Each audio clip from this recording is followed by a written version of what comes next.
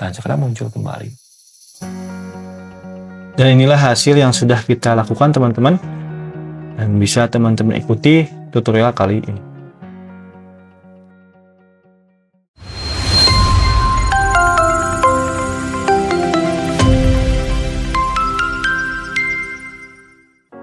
Assalamualaikum teman-teman. Pada video kali ini saya akan membahas cara mengatasi daftar isi yang error.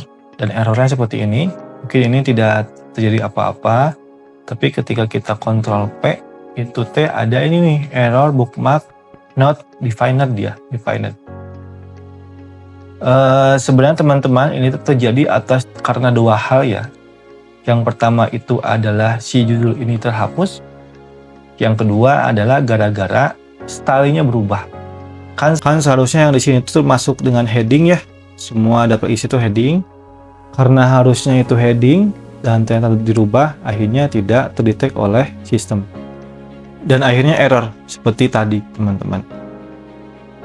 Dan solusinya adalah kalau misalkan terhapus, ya kita mungkin mencari dulu ya untuk latar belakang, berarti di pendahuluannya, pendahulu di bawah aja di sini ya. Di sini terhapus ya.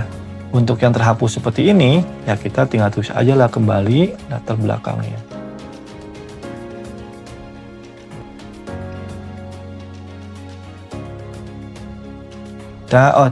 Ya teman-teman, untuk memudahkan memunculkan style, bagusnya mah teman-teman mengklik Ctrl, Alt, Shift, dan S supaya munculkan style ini.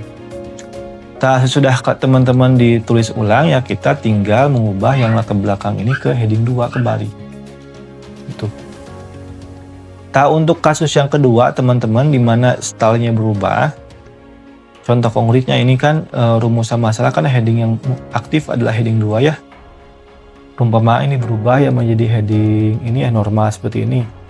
Kalau kasus saya dulu memang kalau seperti ini di daftar isinya tuh langsung berubah lagi. Tapi di sini tidak berubah ya.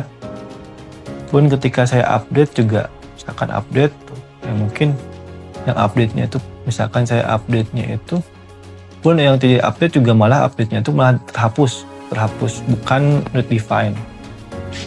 Ya, jadi tidak ada ketika di ininya tuh. Jadi yang rumusan masalah tadi tidak ada. Caranya adalah cara mengatasinya kalau misalkan si stylenya berubah tadi, ya kita tinggal di sini di blok saja, di blok. Rubah lagi ke heading 2 lagi. Heading 2 lagi. Kalau yang seperti itu, heading 2 lagi. Kemudian tinggal ke sini lagi, klik di sini, kursor manapun itu di-update, pilih update-nya yang entry table. Dan sekarang muncul kembali.